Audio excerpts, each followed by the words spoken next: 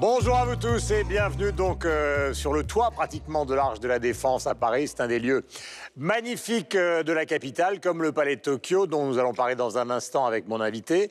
Vous savez que c'est un nouveau numéro de 300 millions de critiques. Nous sommes ravis de vous recevoir avec tous les chroniqueurs de l'émission pour parler de l'essentiel de l'actualité francophone à travers le monde entier. Nous allons commencer par un autre lieu qui est magique à Paris, si vous avez la chance de pouvoir venir à Paris, avec Sandra Adancourt-Allais. Bonjour Sandra, bienvenue. Bonjour. Nous allons parler du Palais de Tokyo où se déroule pendant pratiquement tout l'été, donc du mois de juin au début du mois de septembre, une exposition dont vous êtes la commissaire et qui est entièrement consacrée donc à ce mot magique qui est celui de l'enfance.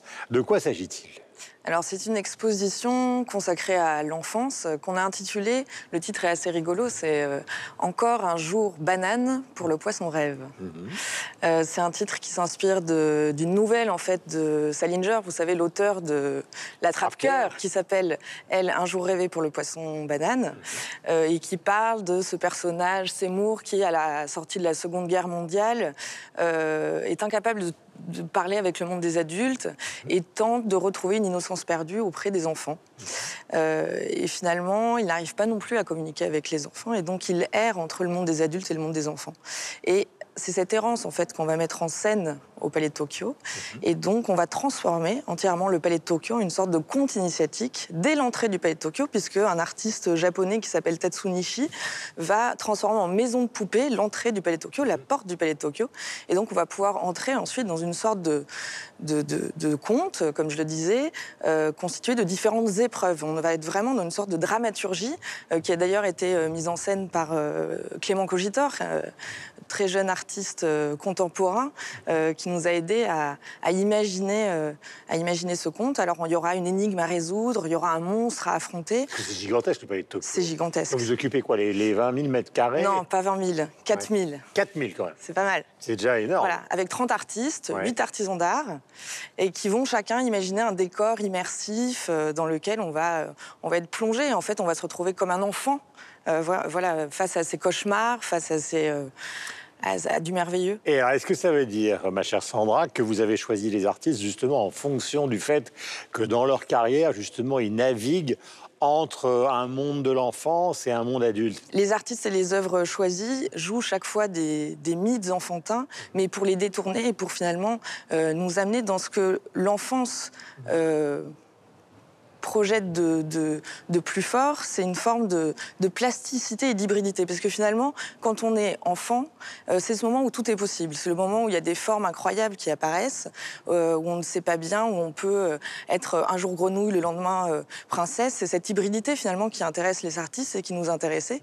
Et c'est ce qui va vraiment être montré au cœur du Palais de Tokyo. Alors on va donner les exemples pour ceux qui ne connaissent pas forcément toujours l'art contemporain. On va prendre un artiste qui est un artiste suisse très connu dans le monde, qui s'appelle Hugo Rondinen, où il y a à la fois, justement, souvent dans son œuvre, un mélange entre des choses très plastiques qui viennent pratiquement de la peinture des années 50 et en même temps du pop art, donc des cibles très colorées, et en même temps des clowns qui sont comme ça. En fait, et on voit justement la balance qui existe dans son œuvre entre l'enfance et la réflexion sur l'art d'aujourd'hui. On l'a invité sur 500 mètres carrés à montrer ses 45 clowns, qui est une œuvre incroyable. Alors vous savez, le clown, il est toujours ambigu. Pour l'enfant, il est à la fois... dans les films d'horreur, il y a des clowns. Il fait peur, c'est-à-dire il est fascinant et en même temps il est effrayant. Et là, donc, il est tout coloré, comme d'habitude, mais il est avachi et il est songeur. Et donc, il devient un peu le penseur dans cette espèce de 500 mètres carrés. Donc, il y aura 45 clowns qui sont chacun rattachés à quelque chose de notre quotidien. Je mange, je dors, je bois. Voilà, je vais redonner les dates, car c'est fondamentalement le travail du présentateur télé. Donc, je regarde Palais de Tokyo du 22 juin au 9 septembre. Merci Sandra, passez le meilleur été possible. Voici le sommaire de cette émission que le monde entier nous envie. Ousmane Sow, sculpteur contemporain majeur décédé il y a 1 an et demi, a enfin un lieu dédié à ses créations au cœur de sa ville natale, Dakar, la maison Ousmane Sow. Nous en parlons aujourd'hui. Les rappeurs francophones, belges, français ou canadiens font depuis longtemps les beaux jours des classements musicaux. La scène rap suisse romande, longtemps confidentielle, semble s'éveiller et nous en discutons. Le musée d'art contemporain Canal Centre Pompidou a ouvert ses portes le 5 mai dernier à Bruxelles. Il est le fruit d'un partenariat entre le centre culturel parisien de Beaubourg et la région Bruxelles-Capitale. Nous l'avons visité. Et comme chaque semaine, notre tour du monde de l'actu francophone, c'est avec le Zap Culture. 300 millions de critiques, c'est tout de suite.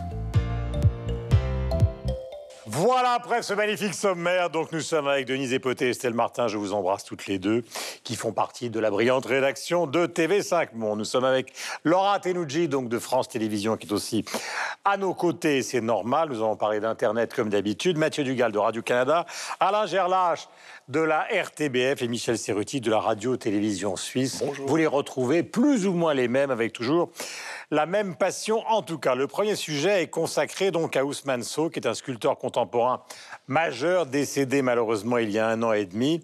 Il a enfin un lieu qui est dédié à ses créations au cœur de sa ville natale, qui est donc Dakar au Sénégal. Ça s'appelle la maison Ousmane Sow, qui avait été dessinée par le sculpteur et elle est remplie de ses œuvres. Je vous laisse découvrir cet espace dans ce sujet donc de TV5 Monde et nous parlerons ensuite de sa carrière, de sa personnalité et plus largement de l'ouverture d'espaces dédiés aux artistes africains sur le continent. Voilà, juste après ce sujet. Ces sculptures de Zoulous, Nouba et guerriers Maasai habitent la maison de leur créateur, l'artiste sénégalais Ousmane Sow. Et ce sont elles désormais qui accueillent le public. C'est une maison qu'il a bâtie, qu'il a pensée, bâtie, décorée, puisque les sols que vous voyez sont recouverts de sa matière, les murs également. Cette maison, située à Yoff, en banlieue de Dakar, Ousmane Sow y a vécu jusqu'à sa mort en décembre 2016. C'est comme un livre, cette maison aussi. C'est-à-dire que quelqu'un qui vient ici peut avoir une vision globale de l'œuvre d'Ousmane. Le visiteur y est plongé dans l'intimité de l'artiste, géant de l'art africain, connu dans le monde pour ses œuvres monumentales, des corps musclés de lutteurs en mouvement, les grands hommes, Mandela et De Gaulle, mais aussi les Indiens d'Amérique du Nord, tous modelés à partir d'une matière tenue secrète, fruit d'une longue macération. Mais ce que je montre de la vie, c'est le courage. Parce que quand je fais Little Bighorn, quand les Indiens ont vaincu Custer, ils savaient très bien que ils n'auraient pas le dernier mot, mais ils ont tenté quand même, et puis c'est arrivé. Au printemps 1999, son expo sur le Pont des Arts à Paris attire plus de 3 millions de visiteurs. Et en décembre 2013, il devient le premier artiste noir à entrer à l'Académie des Beaux-Arts. Il est très très connu à l'étranger, mais malheureusement pas assez au Sénégal. Et donc je pense que l'ouverture de ce musée-là nous permettra de perpétuer son œuvre. L'inauguration de la maison Ousmane Sow s'est déroulée samedi en marge de l'édition 2018 de Dakar, une des plus importantes manifestations de l'art africain contemporain, organisée tous les 2 ans au Sénégal, ouverte cette année jusqu'au 2 juin. Denise, il faut d'abord préciser qu'il ne s'agit pas d'un musée, mais de la maison Ousmane Sow, ce qui est quand même assez différent. Oui, tout à fait. C'est la maison Ousmane Sow, parce que Ousmane Sow y a vécu jusqu'à sa mort. Et c'est lui qui l'avait dessinée, qu'il a aussi construite avec les mêmes matériaux qu'il utilisait pour faire ses sculptures. Donc un mélange de terre, de paille et d'autres choses, parce que dont lui seul avait le secret, puisqu'il travaillait tout seul, Ousmane, il n'avait pas d'assistant, donc il n'y a pas eu de transmission pour connaître quel était le secret de la matière qu'il utilisait pour faire ses sculptures. Voilà, véritable force de la nature. Oui. Un personnage assez extraordinaire, parce que pendant des années, il a été kinésithérapeute.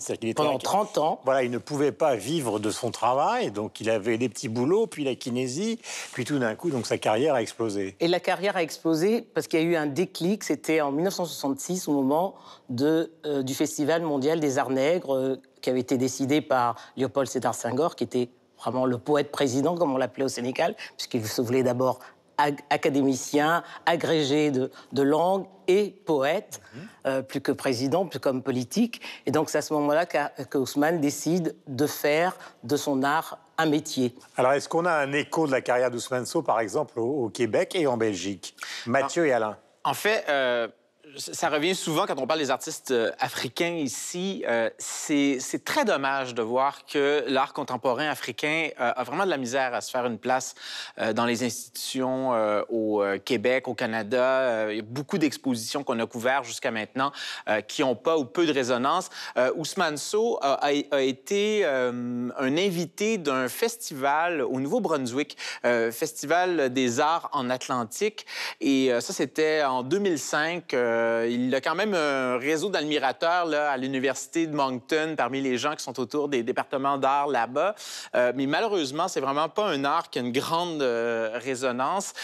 Pour faire un lien avec vos maisons, cela dit, on a un équivalent, je dirais, à certains égards, qui ressemble à Ousmane Sow au Québec, en regard à l'art populaire. C'est-à-dire qu'on a un peintre qui vient de la région du Saguenay, qui s'appelle Arthur Villeneuve, qui est un barbier de profession. Et c'était quelqu'un qui peignait de la peinture naïve. Et au fil du temps, il est devenu un artiste quand même assez respecté. Et à sa mort, c'est quelqu'un qui déjà faisait partie de collections. Et c'est quelqu'un qui, vraiment, au Canada, a quand même une cote assez élevée. Et il avait peint sa maison au complet. Sa maison à l'intérieur, c'était des tableaux dans toutes les pièces, le plafond, les toilettes, la cuisine, et toutes les chambres. Et à sa mort, donc, il y a eu un grand débat à savoir est-ce qu'on va laisser la maison d'Arthur Villeneuve dans son quartier, parce qu'il venait d'un quartier populaire, donc d'une petite ville au nord du Québec qui s'appelle Chicoutimi. Et en fait, on a convenu de déménager la maison et de la mettre dans une ancienne usine abandonnée qu'on a reconvertie en musée. Et parfois, c'est dramatique parce que la maison de Pierre-Henry, on en a parlé, qui est une maison emblématique où il a travaillé, où il a installé tous ses instruments, qui est vraiment représentative de son œuvre. Je crois qu'elle va être détruite. Il y avait un appel qui avait été lancé pour qu'on la conserve, pour qu'on en fasse vraiment un espace muséal où on puisse redécouvrir son travail. Donc c'est vrai que c'est quand même dommage qu'on a des lieux comme ça qui sont dédiés et qui sont même presque intimement liés à l'œuvre, qui ne soient pas exploités. Et même là, en faisant appel à la générosité publique, ça n'a pas suffi. Parce qu'il aurait fallu l'acheter, parce qu'il était locataire. Oui, c'est ça, mais il l'aurait peut-être... C'est dommage, parce que là, si on ne l'achète pas, a priori, elle va disparaître. Et c'est un témoignage. Bon, là, c'est vrai qu'Ousmane Sow, c'est venu plus tard. Enfin, cette maison, elle existe, et après, on l'a continuée. C'est lui qui l'a construite. Mais là, il y avait tous les instruments. Enfin, c'est vrai que de temps en temps, il y a les ateliers qui sont conservés. Je pense à l'atelier de Fujita ou l'atelier de Rodin. Et c'est vrai que c'est des lieux assez magiques parce que ça nous permet de toucher du doigt la création. Et c'est ce que voulait un peu Ousmane Sow, que ça ne soit pas un musée, mais vraiment un lieu où on découvre son œuvre, mais d'une manière plus accessible, plus familière presque. Moi, ce que je trouve surtout intéressant, au-delà de savoir si c'est dans la maison de l'artiste, c'est qu'il existe en Afrique des lieux qui soient consacrés aux grands artistes africains. C'est ça, me semble-t-il, qui est intéressant. Et ce qui est intéressant aussi, dans le cas présent, c'est que l'ouverture de cette maison-musée a quand même été relatée dans la presse. Moi, je l'ai vu dans des journaux qui ne sont pas des journaux spécialisés. Et donc, il y a vraiment un intérêt aussi pour la création de lieux artistiques pour les artistes africains. C'est l'occasion aussi qui fait ça. Parce Bien sûr. Elle s'est ouverte au moment de la Biennale de Dakar, qui est la plus grande biennale d'art contemporain africain. C'était l'occasion de populariser aussi cette biennale qui n'est pas nécessairement aussi connue et qui a permis, en effet, de découvrir à la fois cette maison et aussi l'existence de cette exposition. Michel. Oui, simplement, je pense que ça rentre aussi le fait que c'est pas un hasard que ce soit dans le cadre de la biennale, que ce soit à Dakar aussi, que ça se passe. Parce que Simon Djami, qui est donc le commissaire de la Biennale, né à Lausanne, même s'il ne garde pas un souvenir ébloui de ses années lausannoises, camerounais d'origine, c'est lui qui le dit. Ce qu'il regrette en Afrique, en connaissant extrêmement bien le milieu de l'art contemporain africain, c'est de dire que, outre le fait qu'il n'y a pas suffisamment de collectionneurs et d'œuvres qui sont achetées et qui restent sur place, c'est qu'il y a tout ce qui entoure la création artistique qui manque, c'est-à-dire l'aspect didactique, pédagogique, le partage, l'explicatif, l'histoire. Et en ayant cette maison Ousmane Sow à Dakar qui sera pérenne, qui sera là, je pense que c'est poser un jalon de quelque chose qui peut fonctionner de manière pérenne, justement, dans la pédagogie, dans l'aspect didactique, dans la transmission, même si Ousmane Sow n'a justement jamais voulu partager la façon dont il faisait ses œuvres. Il travaillait tout seul. Il avait tout juste, je crois, un aide. Un assistant qui l'aidait à porter les sculptures parce qu'elles étaient trop lourdes pour lui. C'est à peu près ça, mais c'est tout. Sinon, il n'a jamais expliqué comment il faisait ces choses. Mais au-delà de ça, si ça peut susciter la curiosité, expliquer une démarche, en tout cas voir dans quel environnement cela se passait, je pense qu'on pose déjà un petit jalon pour partager tout ce qui va autour simplement de l'admiration qu'on peut avoir pour une œuvre. Et puis de faire le voyage, parce que c'est vrai qu'on en voit peu. Enfin, c'est vrai qu'en 99, alors c'était une répétition générale. Voilà, il faut y aller parce que sur le Pont des Arts, il a été nommé académicien aux Beaux-Arts, donc vraiment une très grande reconnaissance d'Ousmane Sow. Il y a eu des expositions dans le sud de la France, mais maintenant, moi, la dernière exposition que j'ai vue, et c'est parce que j'ai eu la chance d'aller en Martinique à la Fondation Clément, où il y avait ce Toussaint l'ouverture qui était là, qui était impressionnant. Et c'est vrai que elles sont magnifiques, ces sculptures. C'est partie de la collection des grands hommes. Des grands hommes, il y a tout ce côté humaniste. Hugo, voilà, exactement. Mais il y a un côté humaniste, un côté David contre Goliath qui est aussi... Voilà, c'est un homme très bienveillant, très... Enfin, on sent qu'il y a vraiment toutes ces valeurs importantes qui animent son travail. Et malheureusement, il faut maintenant... Bah, pas malheureusement, mais tant mieux, mais c'est là où ça devient compliqué, c'est intéressant, parce que maintenant, c'est à nous d'avoir la chance d'aller à Dakar. En tout cas, nous irons à Dakar. Ah oui. Hein, Denise, vous êtes notre ambassadrice. Oui, allez. Et donc, ma chère Laura, sur les réseaux sociaux. Eh bien, c'est un bel accueil. L'ouverture de cette maison musée est à la fois très bien accueillie sur les réseaux sociaux en Europe, en Occident, mais aussi en Afrique. Vous vous demandiez comment il était perçu en Afrique. Eh bien, ils sont très fiers. Il y a une grande fierté qui se dégage, en tout cas de ceux qui postent et qui utilisent ces réseaux, de voir cette maison musée arriver. Et ça devient presque un prétexte pour aller à Dakar. C'est-à-dire que ça donne une sorte d'objectif. On sent sur les réseaux sociaux, certains ont posté la visite, ont filmé la visite de cette maison Ousmane Sow, et d'autres disent mais ça me donne envie d'aller à Dakar. Ça devient vraiment un objectif touristique, culturel pour venir visiter Dakar, et donc c'est plutôt bien perçu. Il est très populaire également sur Pinterest, vous savez, ce réseau social qui met en avant des tableaux en fonction de thèmes. Il y a plein de tableaux Ousmane Sow pour ceux qui ne connaissent pas bien son œuvre et qui ne peuvent pas encore se déplacer à Dakar. Je vous recommande ce réseau social. Voilà, nous irons à Dakar, ma chère Denise, merci, on se retrouve bientôt. Nous allons passer à un deuxième sujet. Les rappeurs francophones, belges, français ou même canadiens font depuis longtemps, vous le savez, les beaux jours des classements musicaux. La scène rap suisse romande, longtemps confidentielle, il y a eu beaucoup de techno, par exemple, en Suisse depuis des années. Eh bien, la scène rap semble s'éveiller. Nous en parlerons justement après un extrait du clip qui s'appelle Dépêche Mode. Alors, ce sont des jeunes rappeurs genevois de la Super Wack Clique. C'est quand qu'il y a nos visages sur la monnaie. Sur mes molaires. Je croise des tontons qui me demandent des dédicaces. Comme avec délicatesse. J'ai pas beaucoup parlé, mais j'ai fait ce qu'il fallait. Je fais des rêves, je suis dans la matrice. On se sent pas si tu prends pas de risque. Triche pas pour être fort. Fixe-moi pour l'espoir. Aide-moi, c'est intense. Extrême, fais attention. Dites-moi où est-ce bord. J'ai le genou pour les portes. Business sans l'ouvrir. Fitness pour nous suivre. Je triche pas pour être fort. Fixe-moi pour l'espoir. Aide-moi, c'est intense. Vous êtes obligé, mon cher Michel, de vous y coller puisque ça vous concerne, le rap roman. Avec plaisir.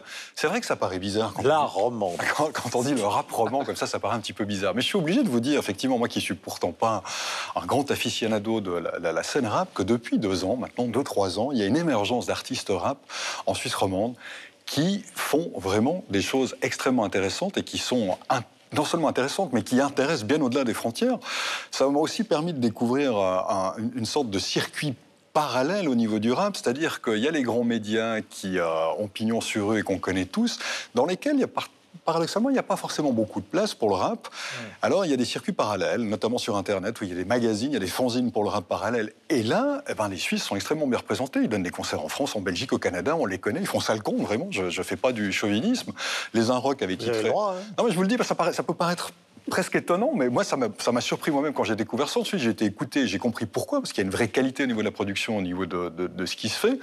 Les Unrock, je le disais, avaient titré l'année passée un article qui était annonciateur, parce qu'il disait 2017 sera l'année du rap suisse. En l'occurrence, voilà, les Unrock avaient déjà déniché ça avec Slimka, avec Dimé, avec Makala, qui est signé chez BMG, avec Arma Jackson, qui est signé sur le label de Youssoupha, avec une jeune artiste dont j'ai parlé dans l'album ici dans l'émission, qui est Danitza, qui a fait un album magnifique qui s'appelle Ego. Bref, il y a cette scène qui a éclos. Alors évidemment, on peut se poser la question de se dire, mais finalement, pourquoi maintenant? Il y a eu Sens Unique au début des années 90, voilà, qui a marqué le rap en Suisse, mais au-delà de Lausanne. Et puis pourquoi? Qu'est-ce qui se passe? Vous enregistrez avec des instruments ou ce sont des boucles? Non, c'est des boucles, et instrument et boucle, il y a les deux en l'occurrence. Non, quelqu'un comme Arma Jackson travaille. Non, mais quelqu'un comme Arma Jackson, par exemple, travaille avec un vocodeur, enfin comme d'autres peuvent le faire. Danitza, c'est un peu plus mélodique parce qu'elle est entre soul, trip-hop. Oui, c'est quand même particulier. Elle a un univers, je trouve, plus intéressant. Si je puis me permettre. C'est moins rap, ouais. Je suis très rap. Enfin, j'aime bien le rap. Oui, non, mais ce qui peut sembler très bizarre. Ça fait un peu. Voilà, j'aime beaucoup le rap. Et je dois dire, c'est comme le rap rap suisse, voilà, j'aime le rap. C'est paradoxal. Mais je trouve que c'est encore un peu trop suisse. C'est un peu trop helvète. Ah, c'est un peu trop helvète. Oui, je trouve ça, c'est trop lisse, c'est trop propre. C'est-à-dire même dans les textes, par exemple, Slimka, il fait des rimes absurdes, squat gang gang, Mayung et squat bang bang. Bon, c'est du deuxième degré. Oui, non, mais de toute façon, le rap, pour moi, c'est que du deuxième degré, où j'avance tranquille, je suis pas pressée, ça s'est dimé, ça fait très suisse en même temps. Mais c'est ça qui est intéressant, parce qu'il se revendique comme Genevois, c'est ça qui est drôle. Il se revendique Genevois. Je les trouve moins rudes, hardcore, j'allais dire ça, que les rappeurs belges. Damso, Caballero, alors Roméo Elvis, c'est différent, lui c'est plus littéraire. Ça, voilà, et même chez nous, en France, Vald par exemple, je ne sais pas si vous avez écouté, qui est un jeune homme qui cartonne, vraiment, qui est donné sous bois, et qui a un succès incroyable auprès même du public, certes, mais au niveau de la critique. C'est-à-dire que même Télérama parle de Vald. On pourrait dire que c'est quand même curieux, parce que comme vous le disiez, les médias, eux, ils appellent ça les médias traditionnels. Il faut comprendre dans le langage rappeur, c'est-à-dire qu'ils ont 24 ans, les vieux médias, donc c'est nous. Et donc voilà, bon, ils disent, vous nous prenez pas en compte. Et en même temps, ils sont extrêmement flattés qu'on vienne les voir, parce que voilà, ils n'ont pas l'habitude. Donc voilà, moi je trouve qu'ils sont un peu plus incisifs, un peu plus cyniques. Et j'ai trouvé que c'était bien, hein, le rap suisse, il n'y a pas de... C'est très bien, même quand ça c'est bien. Mais je trouve que ça manque un peu de cynisme et de méchanceté. Alors, elle a besoin de la méchanceté, elle a besoin de la street. Ça doit être hargneux, c'est hargneux le rap. Ouais. Voilà. Ça se voit, allez, regardez comment elle est habillée. C'est une hargneuse. Je plaisante. Donnez-moi votre main. Marie-Estelle, ça vous va bien, Marie-Estelle? Du bal en boucle, vous allez voir là. Question à tout le monde. Il en va du rap comme du chocolat. Le suisse est pas mal, mais le belge est meilleur. Et donc, moi, je me réjouis de voir en effet l'émergence d'une scène rap originale en Suisse, même si, j'avoue, je suis plus opérap, si j'ose dire, que rap. Hein. Bon, voilà, c'est comme ça. Ça n'empêche pas que le rap garde quand même un côté un peu sulfureux. Hein. On a parlé de Damso. Il avait été choisi par l'Union belge de foot pour composer l'hymne de la Belgique lors du mondial qui va avoir lieu en Russie. Et puis, on est allé voir un peu plus en détail ses paroles. Et il y a eu toute une polémique assez violente. Le monde politique s'en est mêlé, des associations féminines comme pour Orelsan à cause de propos misogynes. Et finalement, il a renoncé, on l'a poussé, enfin bref, et il est très amer sur la question. Ça démontre que le rap reste quand même encore sulfureux et ce n'est pas du tout reconnu, intégré. En revanche, ce qui est important, me semble-t-il, c'est pour soutenir cette émergence qu'il y ait aussi des médias rap. Et la RTBF a lancé ce qu'on ne peut plus appeler vraiment une radio, mais qui est plus une appli avec du son, des images, des vidéos, des contenus, des échanges, des interviews. La chaîne privée a suivi aussi, ça s'appelle Tarmac. C'est le média RTBF des cultures urbaines. Et ça, je trouve que c'est important parce que ça soutient vraiment l'émergence de ces artistes. Mathieu. En fait, ce qu'il faut comprendre aussi d'un point de vue stylistique, c'est que tous ces rappeurs-là surfent sur une vague immense. En fait, c'est un raz-de-marée, c'est un tsunami. Et c'est une variante du rap, en fait. Si on veut être vraiment stylistiquement correct, il faut dire que ces gens-là font du trap et qui est inspiré d'une des branches qui a émergé dans les années 90, qu'on appelait à l'époque, je me souviens, le Dirty South. Donc, un rap. Heureusement que vous défendez la langue française au Québec. Non, mais en fait, ça s'appelle. C'est né en Géorgie et en Floride. Alors, Dirty South, vous n'avez pas traduit. Et donc, le Dirty South, c'est muet au fil du temps. Avec ces nouvelles formes-là, où on utilise beaucoup, justement, beaucoup de synthé, une grosse caisse qui est très puissante, très forte, très caverneuse, des rythmes très saccadés aussi, souvent beaucoup de vocodeurs. On va utiliser aussi de l'autotune pour travailler les voix. Évidemment, l'espèce d'exemple, l'image d'Épinal qu'on a, c'est PNL. Donc, le Booba duo, aussi. Hein. Pardon? L'autotune, Booba aussi avec Oui, c'est ça. Donc, et cette vague-là, mais elle est partout et de toutes les langues. Parce qu'aux États-Unis, il ne faut pas oublier, on a les Kanye West qui ont été parmi les premiers à faire la promotion, entre guillemets, à adopter ce style-là. Il y a les Migos aussi, qui est un des groupes les plus puissants, connus. Mettez tous les adjectifs que vous voulez. Et nous, au Québec, on a l'équivalent...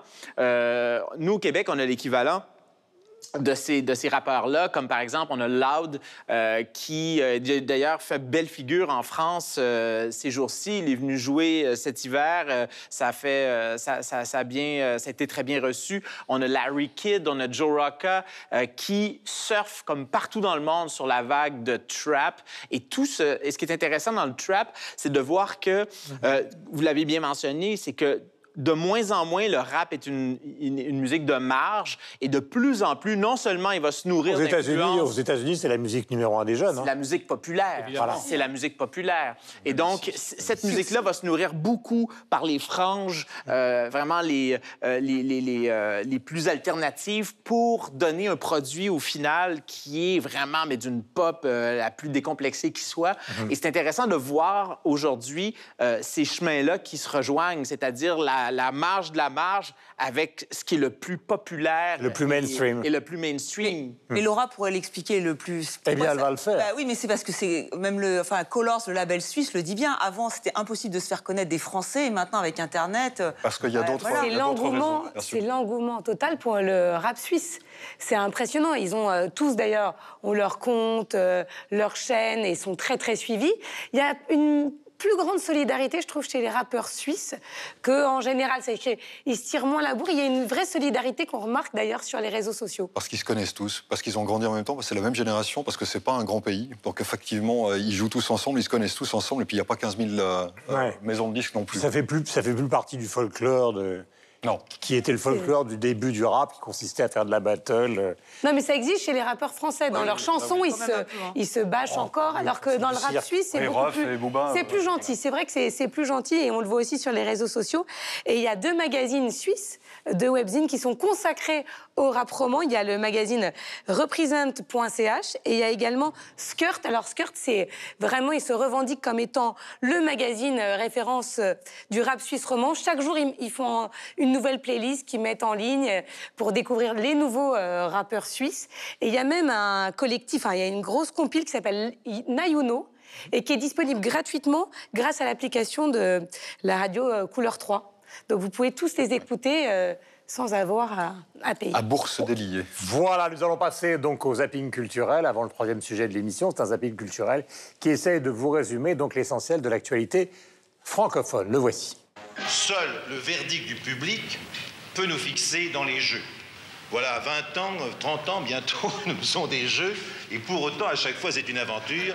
Pierre Bellemare laisse aujourd'hui d'innombrables souvenirs télé aux Français et un petit goût de nostalgie. C'est un nouveau chapitre qui raconte aussi les changements qui ont opéré en moi et que j'aime rendre visible, parce que ce qui m'intéresse aussi, c'est comment, avec ce personnage, je raconte ce qui se passe en moi. C'est comme un merle, la fille que tu crois retenir. T'appuies au hasard pour la faire jouir. Que faire de l'énergie que je perds quand je te veux? Il y a vraiment des choses à faire pour accentuer la danse encore plus. C'est pas d'enlever la danse puis de remplacer par du multimédia, c'est pas ça du tout. Mais c'est vraiment de jumeler les deux pour que la danse soit vue d'une façon différente. Il fait trop beau pour travailler. Ce serait dommage de rester enfermé. Quand le soleil brille dans tous les squares et sur les terrasses des grands boulevards. Cette chanson fut l'un des grands succès des Parisiennes il y a plus d'un demi-siècle. On va fonctionner en binôme. On va monter une entreprise. Quand tu commences à courir, t'as du mal. Quand tu commences à fumer, ça fait mal. Vous lui apprenez à fumer? C'est un projet que... Ça, on a un projet commun. C'est la première fois que je vois ça de ma vie. Comme un nouveau trésor national du Mali qui disparaîtrait. Kassemadi Diabaté, celui que l'on surnommait la Voix d'Or.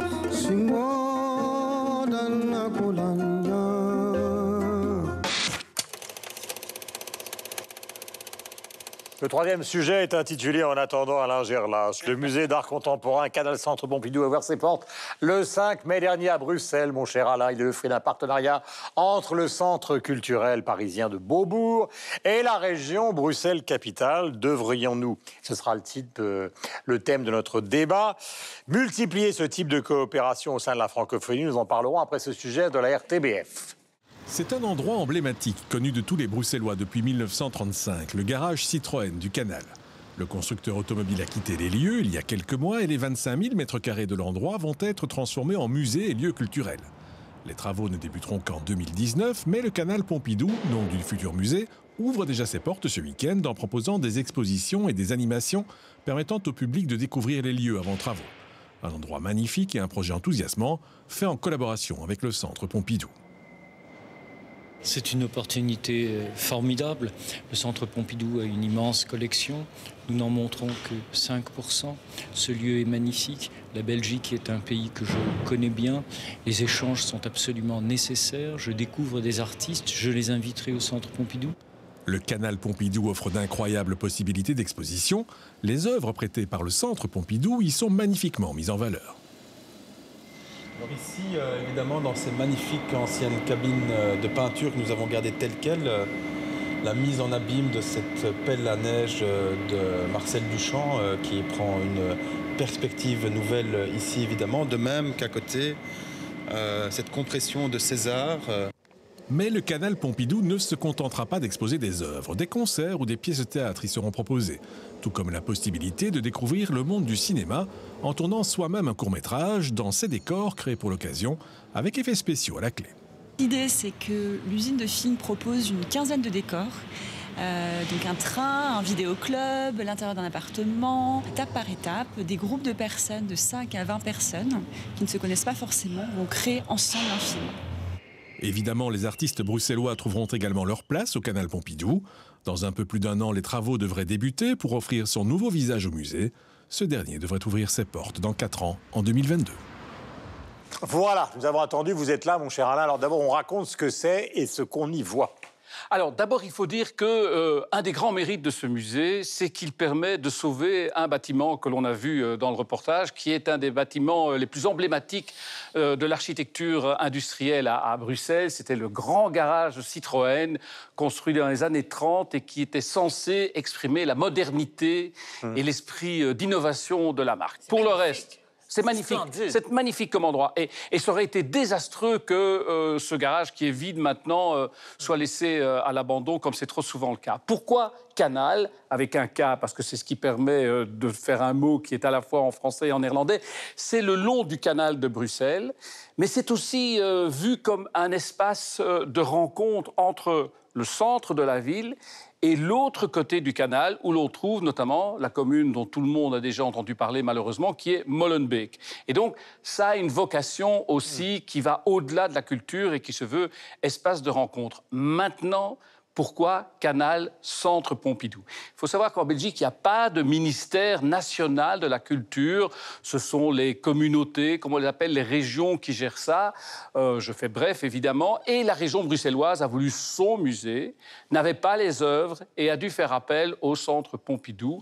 A conclu un accord de coopération pendant 10 ans où... Pompidou va fournir des œuvres qui seront là le point de départ de ce musée qui, en réalité, ouvrira seulement en 2022, parce que c'est une fausse ouverture maintenant où une dizaine d'œuvres sont montrées et ça va être l'amorce avant des travaux importants. Ça a suscité quand même, et ça suscite une polémique parce qu'il y a des gens qui estiment que d'abord, le fait de s'appeler Centre Pompidou.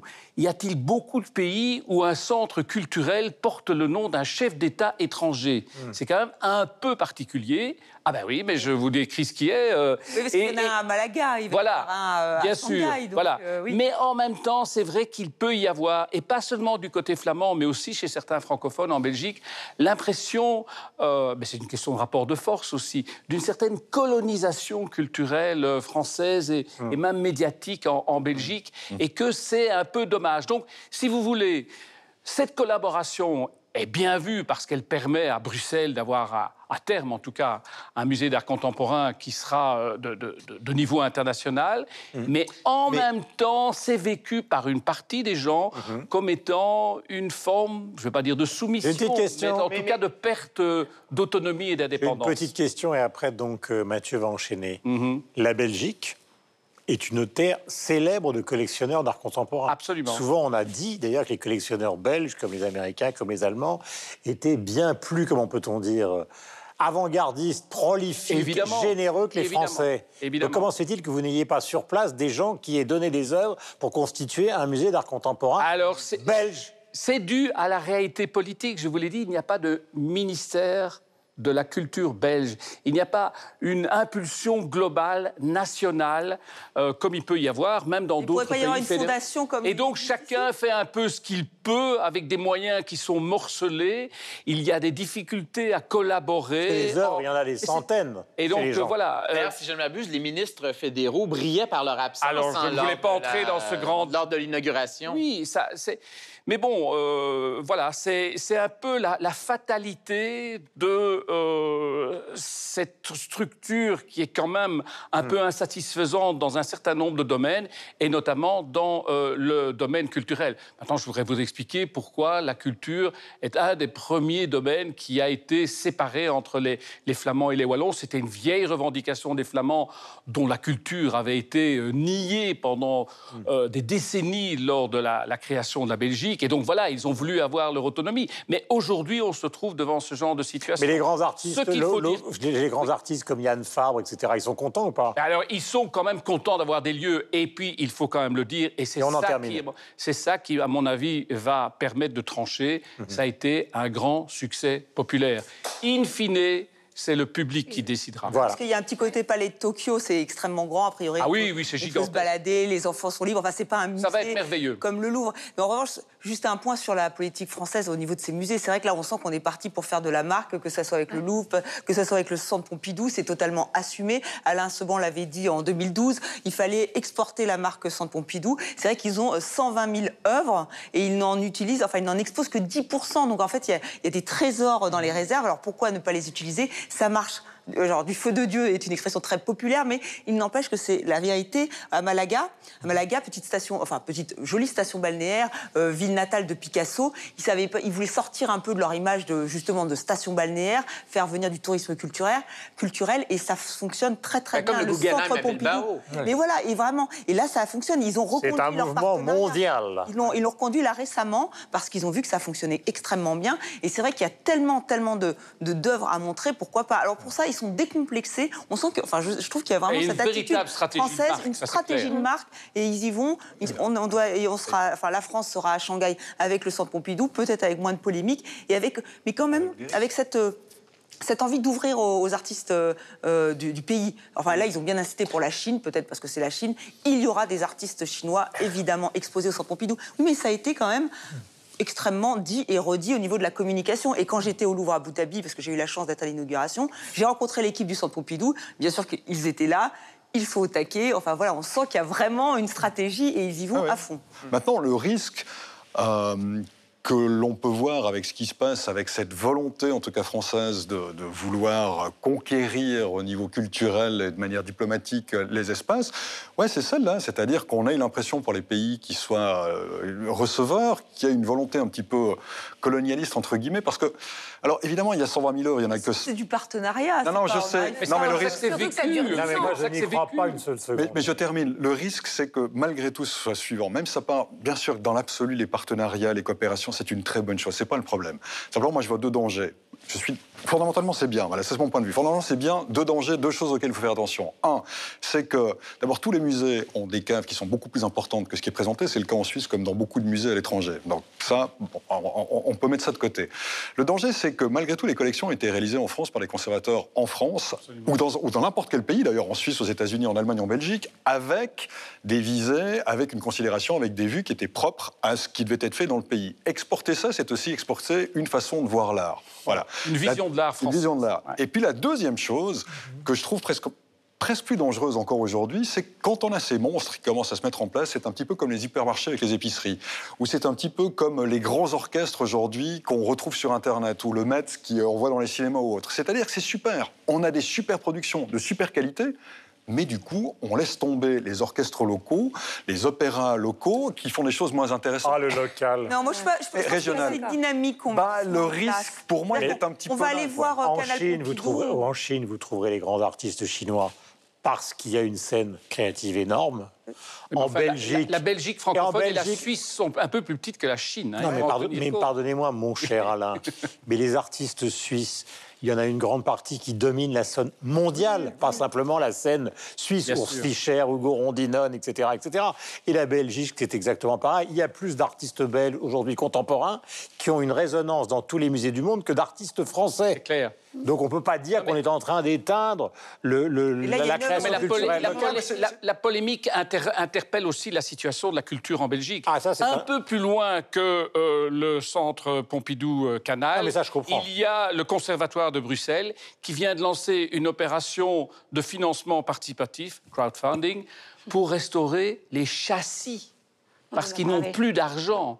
Et donc c'est ces déséquilibres-là aussi qui nous interpellent. Donc ce n'est pas une mise en accusation de l'impérialisme français, c'est aussi...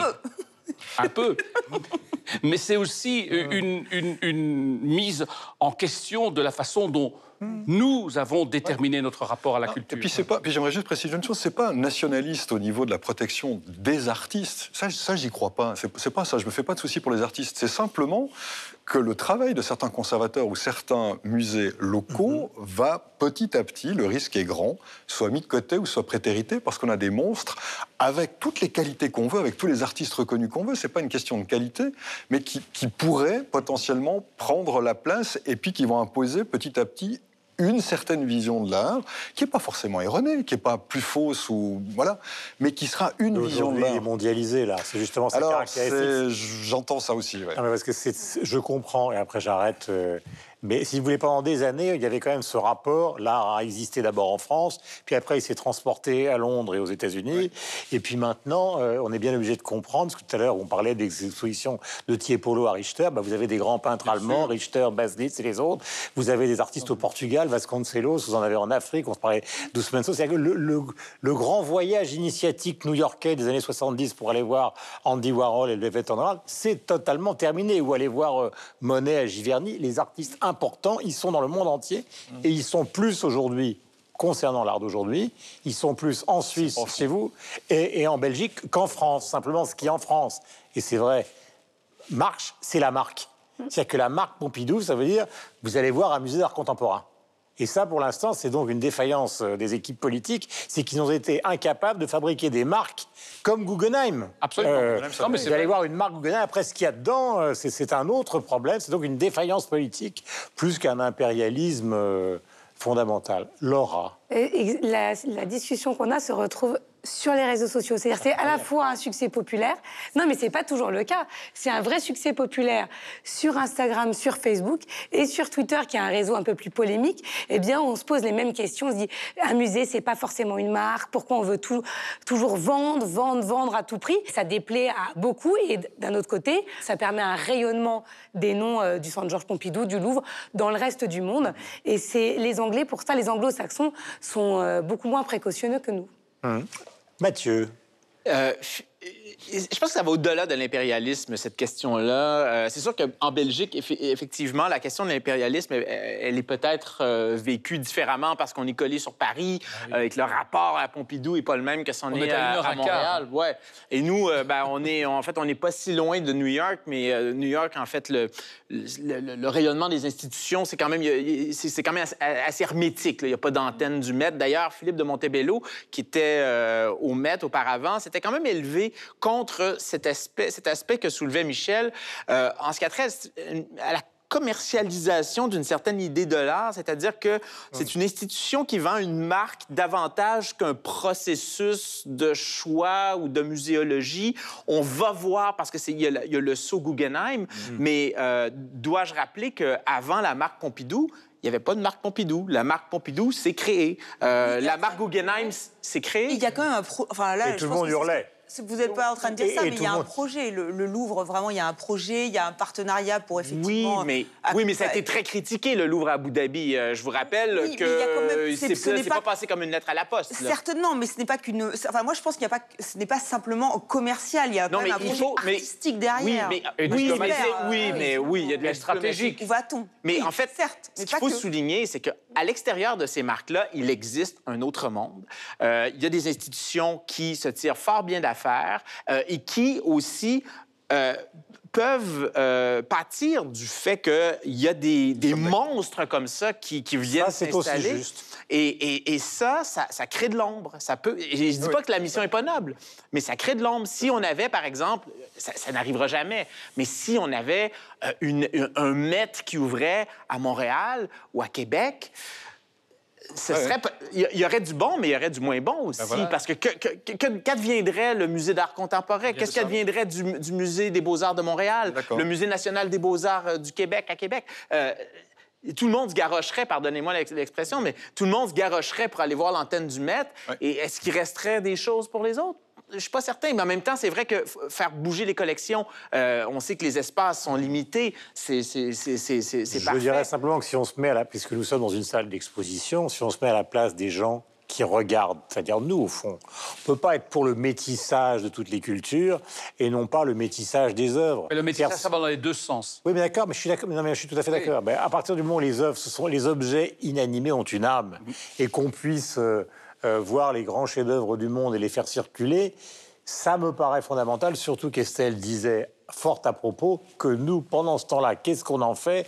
On les laisse massivement dans des caisses et personne ne les regarde nulle part. Oui, mais c'est très noble dans l'absolu. C'est très noble dans l'absolu, mais ça vient avec un... Et il y a une dynamique. Moi, je suis pas totalement d'accord. Ça crée une dynamique. On arrive dans un endroit où il y a beaucoup de musées, on a envie d'aller voir les musées. Je suis pas sûre qu'on va en préférer un plutôt qu'un autre. Enfin, j'espère pas. Moi, il peut y avoir un orgueil national qui soit choqué par le fait que ces grandes institutions se développent partout dans le monde. C'est tout à fait compréhensible. Ouais. Mais cela dit, ça revient souvent quand on parle de consommation culturelle, le fameux, nous on appelle ça le dollar culturel, bon ici vous devez appeler ça l'euro culturel, c'est qu'il n'est pas extensible à l'infini. Et donc si on va donner une part appréciable de notre argent à une institution, on n'ira pas ailleurs. Ça peut avoir un effet de multiplication, mais c'est pas toujours le cas et ça dépend aussi des situations. C'est pas tout le monde, toutes les villes qui sont sur un pied d'égalité face à ces géants-là. Nous en arrivons au coup de cœur, mon cher Alain. Alors, preuve que la Belgique exporte aussi ses valeurs sûres dans le domaine culturel, y compris en France. L'ouverture au Centre Wallonie-Bruxelles d'une exposition consacrée au 60e anniversaire des Schtroumpfs. Vive Peyo! Puisque, en effet, c'est il y a 60 ans que Peyo a introduit ces petits personnages bleus dans des aventures de Jean et Pierre Louis. Et donc, à l'occasion du 60e anniversaire des Schtroumpfs et de la parution de leur 36e album, il y aura cette exposition au Centre Wallonie-Bruxelles à Paris et aussi une grande exposition interactive à Bruxelles. Est-ce que la BD, c'est de l'art? Eh bien, peut-être nous en débattrons une prochaine fois, mais en tout cas, allez voir les Schtroumpfs. Mon cher Mathieu. On parlait de rap tout à l'heure. Je voudrais, partout dans la francophonie, que vous découvriez la fine fleur du rap québécois. C'est du rap au féminin. Deux filles, Sarah May et Mary Gold. Mary Gold qui faisait partie d'un Feu, le collectif Bad Nylon. Très cool groupe de filles. Et ils ont une nouvelle chanson qui est vraiment, c'est du grand art de rap. Ça s'appelle Jamais trop tard. Donc, tapez Jamais trop tard, Sarah May. Et vous allez découvrir vraiment parmi les meilleures chansons de rap québécois de l'année. Laura. Moi, je voulais vous parler d'une web-série pédagogique absolument géniale qui s'appelle « Et tout le monde s'en fout ». Ça a été créé par deux copains qui s'appellent Axel Latrada et Fabrice Deboni. Et ils s'emparent de sujets de conversation, mais philosophiques. Il y a toute une vidéo sur le bonheur et une sur l'intelligence des arbres dont on parlait la semaine dernière avec Michel. C'est absolument génial. Ça vous explique, ça démocratise, ça rend compréhensible des textes qui parfois ne le sont pas toujours. Voilà, abonnez-vous. Michel. Sur le site internet de la culture de la radio-télévision suisse, vous tapez RTS Culture. Je vous renvoie vraiment un site parce que c'est un site qui est... voilà, c'est pas parce que je bosse pour la RTS, mais c'est vraiment bien fait, si vous voulez. Enfin, un petit peu, mais aussi pour TV5, je bosse pour les deux. Qui est vraiment bien fait en termes de pédagogie au niveau de l'actualité culturelle suisse. Et puis surtout, dans ce site, il y a un onglet qui est dossier, dans lequel vous avez des sujets qui sont développés de manière multimédia. Ça peut être George Orwell, ça peut être l'art des griots mandingues, ça peut être Fritz Zorn, l'écrivain suisse, par exemple, avec un dossier multimédia Et ça vous permet d'entrer dans bien la connaissance vraiment d'un domaine plus particulier. C'est réalisé par des journalistes passionnants et surtout passionnés et super bien documentés et qui partagent ça avec vous avec grand plaisir. On rappelle ? Alors vous tapez RTS Culture et vous allez forcément tomber sur la page parce que l'adresse est un peu plus compliquée que ça. Estelle. On évoquait la renaissance d'un bâtiment emblématique donc à Bruxelles avec, qui va donc abriter ce fameux musée, qui abrite ce fameux musée. Donc moi je vous invite à découvrir le projet du collectif Encore Heureux. Très joli nom. Donc c'est un collectif français. C'est eux qui représentent la France, la Biennale de l'architecture à Venise qui a lieu en ce moment. Et ils posent cette question, construire des bâtiments ou des lieux, justement. Est-ce qu'il ne faut pas reprendre des lieux qui sont laissés à l'abandon et leur redonner une autre vie? C'est ce qu'ils ont fait. Il y a 10 lieux emblématiques. Je vous intéresse vraiment à aller voir ce qu'ils ont fait, par exemple au 104. Et on est en train de perdre Guillaume. Non, c'est ce qu'ils ont fait avec moi. Ils ont repris sur TV5 Monde un lieu et donc, voilà, mais à l'abandon. C'est une autre... c'est ça. Et ils en ont fait... voilà. Et c'est vrai que c'est intéressant de revoir... de voir comment on peut transformer des lieux, les transformer en des lieux plus ouverts, gratuits, plus artistiques. Encore une fois, il y a le 104 qui me vient à l'esprit, mais voilà, 10 lieux à découvrir avec le collectif Encore Heureux. C'est une autre façon de penser l'architecture. Je suis un espace abandonné, je suis un espace abandonné. Bon, allons-y. Et le collectif Encore Heureux va s'occuper de vous. Je vous embrasse. Taquins ils sont, taquins je suis.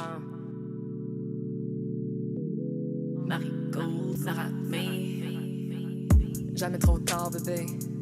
Jamais trop de fort, bébé. Jamais trop de tard. Dans tes yeux, je veux pas en faire un char. Mais je peux te call, man, il est trop tard. Tu me jetais un sort, pas comme au collège.